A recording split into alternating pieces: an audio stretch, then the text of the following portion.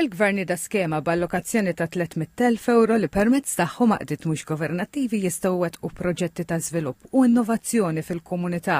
Is-Segretarju Parlamentari għaż-Żgħażagħ ir-Riċerka u l-Innovazzjoni Kita Tsoparditanti qal li f'din l-iskema il-proposti relatati ma' xjenza, it-teknoloġija, l-inġinerija u l-matematika jingħataw priorità. Għal l-iskema se sservi biex jolqtu żewġ safar b'ġebla waħda. Dan għaliex mhux biss se jitwettqu proġetti li jwasslu s-suġġetti STEM fil-qalba tal-komunità, imma l-Gvern se jgħin finanzjarjament lill-laqdiet li b'ħidmiethom jagħmlu ħafna ġid fil-komunità. Żied li din is-sena ddaħħlu l-element artistiku għax qal li bil-kreattività u l-innovazzjoni tal-arti stess tista' tgħin biex ikompli jikber l-għarfien dwar is-suġġetti STEM.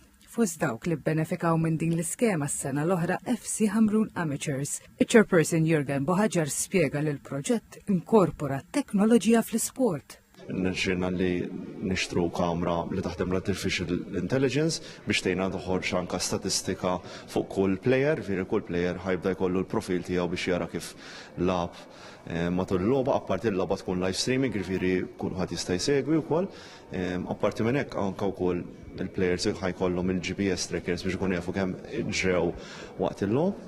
Żied li mill-istess fondi l-għaqda qed tasal għal ftehim ma' gyms fil-Ħamrun biex permezz tal-QR code fuq kull apparat li hemm fil-ġim, in-nies jaraw filmat kif għandhom jużaw it-tamir u liema muskoli se jħaddmu bl-użu ta' dak l-apparat.